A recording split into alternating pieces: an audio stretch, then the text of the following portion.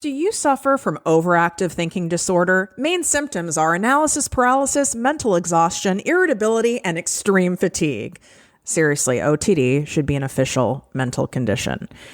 When I learned that overthinking is a common trait of people who grew up in dysfunctional homes and or experienced trauma, my mind was blown.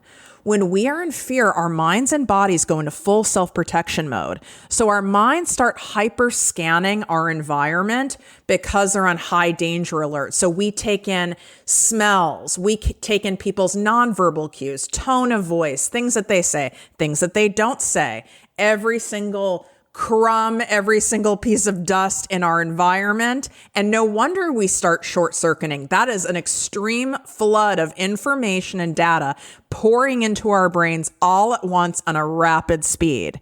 And this is when our thinking isn't to be trusted, unless, of course, you are actually in a dangerous situation.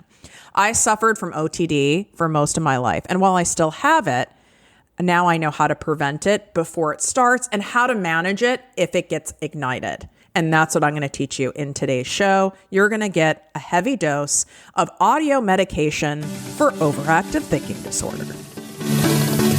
If you're tired of hearing the same old basic mindset and motivational fluff talk, you've come to the right show. Welcome to Project Me with Tiffany Carter, the podcast, where we dish on everything from managing that crazy brain of yours to manifesting abundance to my straightforward, actionable steps that will make you major money online. Now, I'm not your typical multimillionaire entrepreneur. It takes a small village to keep my anxiety and depression in check.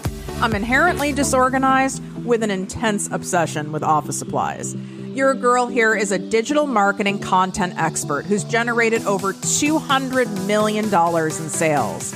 I promise by tuning in twice a week, you will get a much needed refreshing dose of truth, clarity, and cash-making advice. Now let's get to it. What up, my people, my posse, my fellow crazies? It's your host, Tiffany Carter, and this is the show that is going to help you grow your business, your bank account, that big brain of yours, and your relationships, especially with yourself, and having a fuck ton of fun while doing it. We don't take ourselves too seriously over here at ProjectME. Because when we take ourselves too seriously, that makes us rigid. That has a giant stick up our ass. That only ignites our overthinking disorder. And then no fun is had. And what happens when we don't have fun? When we don't have fun, we actually repel abundance. The more fun we have, the more money that we make. And speaking of making more money, you want to absolutely support yourself in growing your business and having the support and the accountability and the tools to scale your business online from zero to at least $15,000 a month, then you are going to want to get in on my spring mega bonus sale for my famous ProjectME Posse business coaching membership. Let me read to you something beautiful I just got from one of our newer members, Tina. She wrote to me, "This is the first coaching program of anything I've done that actually gets me to show up and follow through.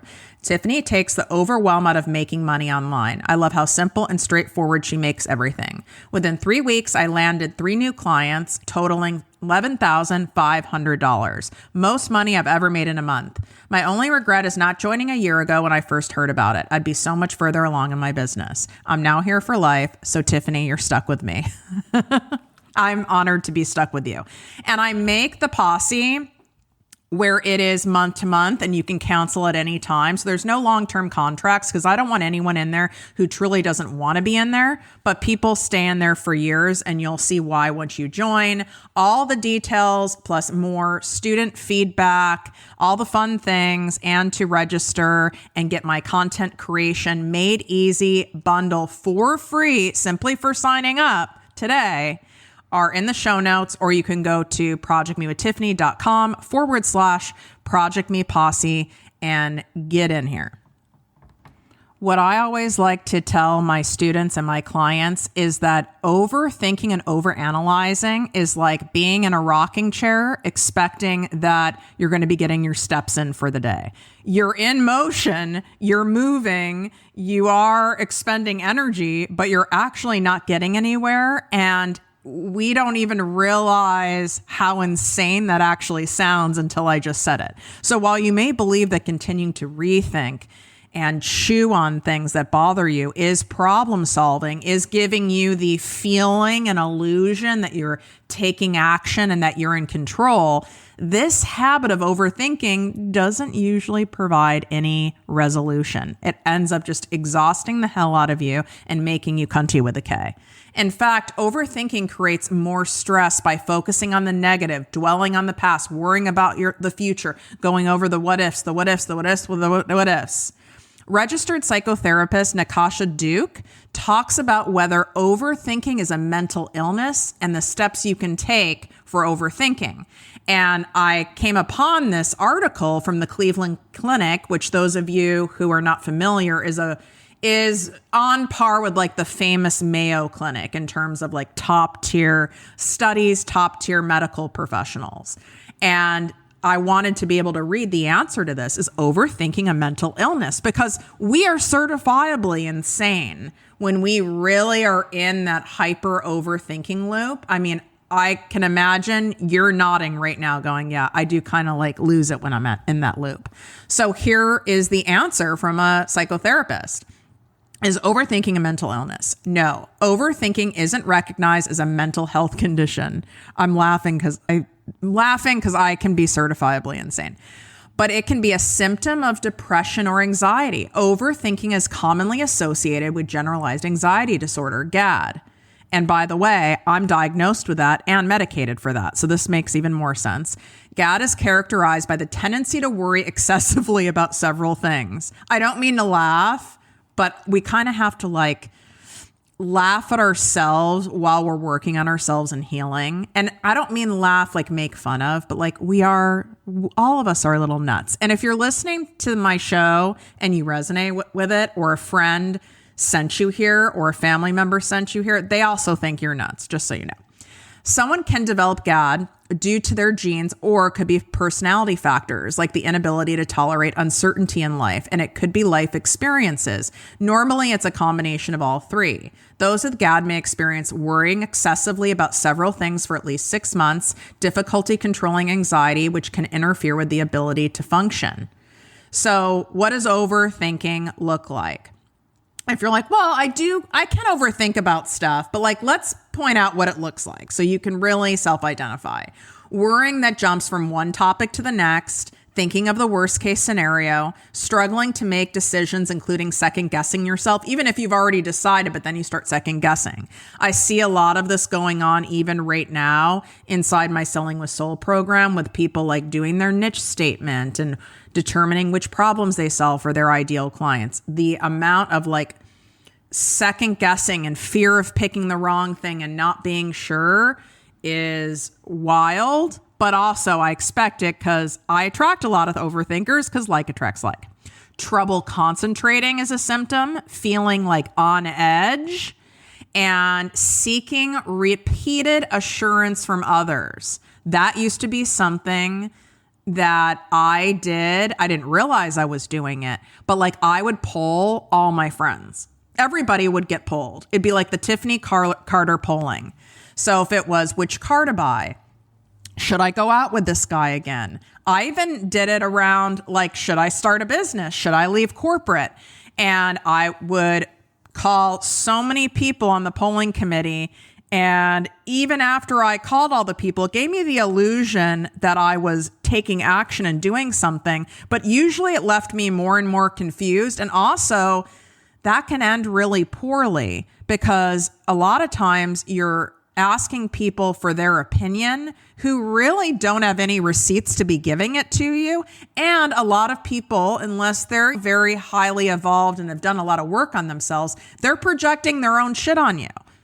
So all the people, I was like, should I start a podcast? Almost everyone said no.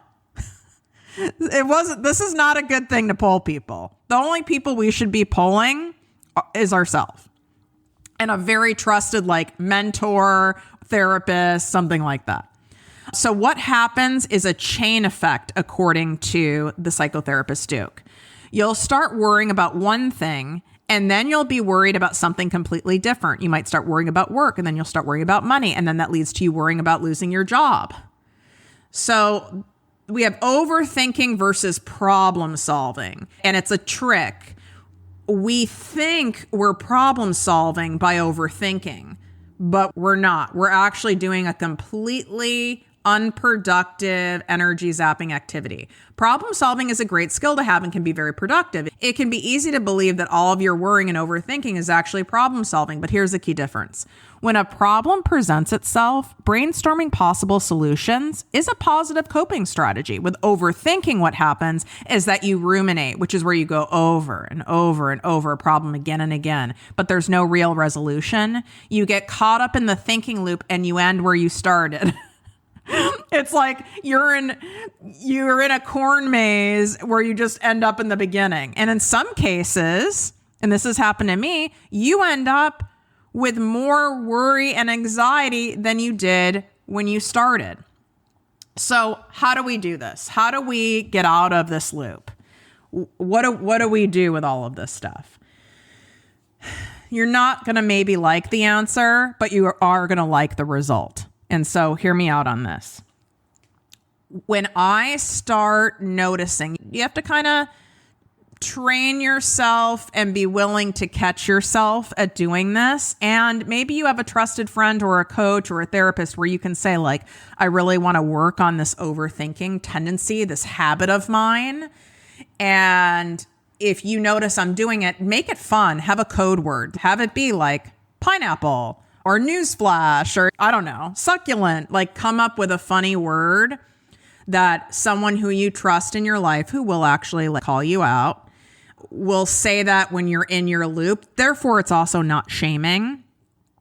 So I have a couple trusted friends of mine who we don't have a code word, but they switch the topic because they're helping me switch off the loop. So I'll just be like, grinding about something, and we've already covered it. They've already heard me out. We've already talked about it enough. It's like, now we've got this like old gum that has no flavor yet, but we keep chewing it and our jaw hurts. It's like, at a certain point, we got to throw this gum out, sweetie. We're not getting anywhere. It's not like the flavor is going to come back in this gum. And they shift the topic, right? Where they'll say, oh, what plans do you have for today? I notice what they're doing because I do this with other people, but it's hard to do things on ourselves. It's easy to do it and notice things in other people. But when we're in this loop, when we're in this insanity, it's very, very difficult for us to be able to, on our own, always pull ourselves out of it. So I would enlist some help from people. But when you notice you're in that loop, you could be driving, you could be set off and triggered by something. I was recently triggered by something this morning where I am moving to a next level beach house. My time at this beach house is done. I've decided it's done, and so it is. And I am open and ready to receive next level. And this luxury rental market, I don't even know what to say. There could be a reality show on it. It is so bizarre and so wild. And you're typically renting from someone who is either a celebrity or their net worth is 50 million plus. This is in like beach life in Southern California, particularly Los Angeles. It's just how it is. If someone is owning one of these places, they're a baller, like 9 million, 40 million. I mean, there's places that are 65 million. I mean, that's like normal, which is also why I love being here, because it is normalizing that next level of wealth for me. And they operate very weird. Things are not urgent for them. And they're urgent for me because there's a lot of money on the line, but it's not a lot of money to them. So it's not urgent. And when there are long periods of delay, whether you're waiting to hear back on a job, you're waiting to see if a client has paid an invoice, you are waiting to see if that person has texted you back, you're waiting to see what someone's response is to something, you're waiting to get a certain email or an opportunity. Oh my God, it brings up all of our shit. Every single one of us, it brings up our stuff because we want what we want and we want it now, whether it's an answer, whether we want to be soothed, whether we want to know what's going on. And being in that limbo is a trigger point for me where I go into overthinking. So I want you to see, maybe that's a trigger point for you too, but look at what your trigger points are. Do some self-analysis, self-reflection, like what triggers you? Because it's a fear response into going into overthinking. So when I had this happen this morning, and I still don't have this contract, which is very weird. This is like a 5-minute change and send a DocuSign. And it keeps getting drawn out and dragged out. And then my spidey senses go up, like, why are they dragging it out? And this place is still publicly listed on the market. Are they playing a game here? What if? What's happening? What am I going to do? What if there's not a place? How am I going to do this? How am I going to get movers and packers and everything coordinated in time? And I have several trips planned in between. And how am I going to be able to do ba-ba-ba-ba-ba-boop-ba-ba-ba-beep-ba-ba-ba-boo? That's like the whole inside of my brain is like a what is it? Pinball? Yeah, it's like a pinball machine. Do they still have those? I used to have a pinball machine as a kid. That's when like you had a rich friend as a kid in the 90s. If they had Snapple in their fridge and they had a life-size game of some sort, like a life-size Pac-Man, like a big size, like an arcade size, and we had a ping pong table, a pool table, a slot machine, which is pretty savage, and a self-playing piano, a pinball machine. Yeah. That I was that kid. Yeah, but believe me, I'm not saying it in bragging rights. Like we all know. If you know my story, it was a house of horrors inside there. I was privileged, but also abused. Maybe that should be the title of my book. Privileged and abused. That actually could be pretty powerful. I'm going off on a tangent. Okay, let's get back. We're getting back. So I paused and caught myself and I went, okay, I've gone way on the deep end on this. I'm overthinking. And then we talked to it. Okay, you're overthinking, Tiffany, because you're in a fear response, because you're afraid this isn't going to work. You're afraid you're being taken advantage of. You're afraid another person in this town is playing a game on you because it's happened before. And it's understandable that you're afraid. Now let's go back to what you can control. What is in your control? Is there anything that you can do that's in your control? And so I just had to slow down my nervous system and talk to myself slowly. And I was like, okay, well, I can continue to look for places. That's in my control. Okay. Even though I don't like that plan, but okay. I can do that. You can send an email. Once you're calm, once your nervous system is more calm, you can send an email and say, listen, this is really dragged out and I'm going to have to consider other options, and unless this gets signed, because now this is taking more time or whatever. So I could send the email.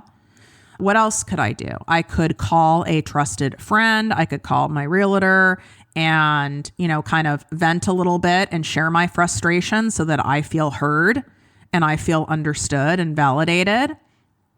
And then guess what the fourth thing is I can do, which is the most important thing you can do, is I can surrender it.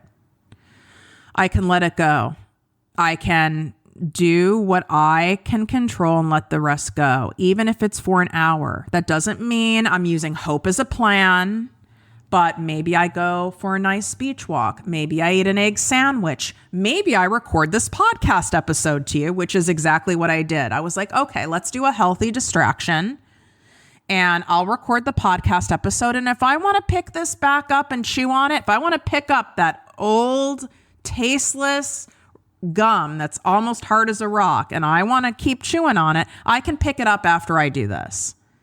And then you might have to keep doing that several times. Okay, I'm taking that gum out of my mouth. I'm sticking it on the side of my cup. And I'm going to go to the grocery store, or I'm going to go work out, or I'm going to go read a book, or I'm going to do something. And I can pick it back up again.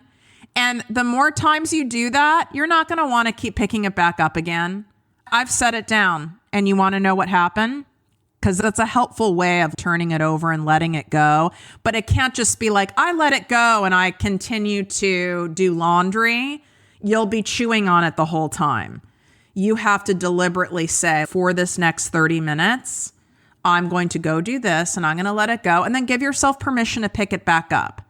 Because you're basically taking a pacifier away from a baby. You're taking a blankie away from a toddler. And if you rip a pacifier, rip a blankie or a bottle away from a toddler, all they do is want it. And what you're saying is, no, we're just going to put it over here for a little while, and then I'm going to give it back. And when you know it's coming back, it makes your hold on it much less intense. Because your nervous system is already revved. So we don't want to do things like, oh, just stop thinking about it. Oh my God, you obsess over everything. God, Tiffany, what is your problem? You need to be more trusting. Like, that's not going to get us anywhere. That's not going to get us to where we want to go here. And you're simply having a fear response, and give yourself some understanding and compassion for it. Like, I understand what you're afraid of. You're afraid of that you're going to get scammed, that these people are playing some kind of a game, that you're wasting your money, that you're picking the wrong place. And it's all understandable, and it's all fair and reasonable, and validate yourself. You can't be dependent just on other people and things to validate you, or you're in a lot of trouble. We have to learn and practice the art of self-validation if you really want to be happy and grounded and, quite frankly, abundant in life. So validate that and then go, okay, what can I do? And I did those actions that were in my control, and then I set it aside. Set the gum aside. You can pick it back up. Set it back aside. Pick it back up. And what you'll notice is your nervous system is calmed. And then you know what happened? After I said, okay, I'm going to set this. I'm taking the gum out of my mouth. I'm going to go record this podcast episode. And then I can pick it back up. And I don't know I think I went on my phone because I was picking up the research I did for this episode. And guess what? The new revised contract was there for me to review and sign. It's amazing how that happens. It's like once we let it go and truly let it go and truly surrender it, even if it's 5 minutes at a time, that's when we allow the room for the abundance to come in. But when we are overthinking and overanalyzing it, we suffocate the abundance. We actually make it impossible for it to come in because we are smothering it.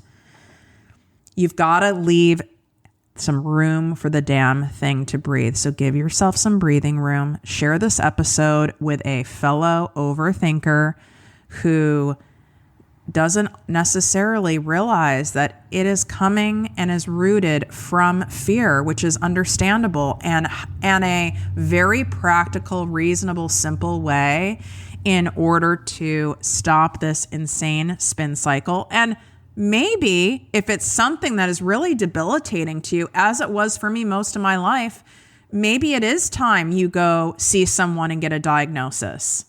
Maybe you do have generalized anxiety disorder like I have. If it's something that really, really is keeping you, stuff that keeps you up at night regularly, is robbing you of joys, preventing you from going forward, there's nothing wrong with going and checking out and seeing. This is such a powerful symptom that is costing me so much in my life. Maybe there is something deeper going on. And I like taking the stigma away from any form of mental disorder or mental illness. I mean, it is, we all have things, and some of us have more things than others, and there's no shame in that game. I would rather you get proper treatment and counseling and address this stuff than continue to be agonizing over a symptom that can be drastically remedied and managed in your life. Wishing you great health, wealth, and worth as always. Love you. Share this episode, like I said, with a friend, with a family member, with your partner. Share it on social media and tag me at ProjectME with Tiffany. And reminder, we have the Posse sale going on right now where you get my mega bonus of my content creation made easy course bundle for free when you sign up today. That link is in the show notes. Also, my spring applications are open for my 2-month exclusive private business coaching program. And these go very quickly since I only take a maximum of 6 clients at a time. So this is working with me directly one-on-one. I work with both new entrepreneurs starting from scratch, starting from zero, and I work with established entrepreneurs looking to scale to multiple 6 figures and getting into the millionaire status. So I work with every level of entrepreneur and business owner in their journey from a multitude of industries, and then use the same application to apply in order to keep it simple and straightforward, because the more simple we make things, the more money that we can allow in. It doesn't have to be hard to do all this stuff. That's the premise of everything I teach you in all of my programs and all of coaching. We end up making things harder than they need to be, which triggers the overthinking, which triggers the loop, which repels the abundance, and none of that works. So you want to start doing the opposite and be in that energy and be in that simple strategy, then lean in. There's those 2 ways to work with me right now: Posse membership or apply for my private coaching. See you soon. If you enjoyed this podcast, please write a 5-star review on iTunes. Not only will this make me super happy, but it will allow more listeners to find our special show. Simply help me help others.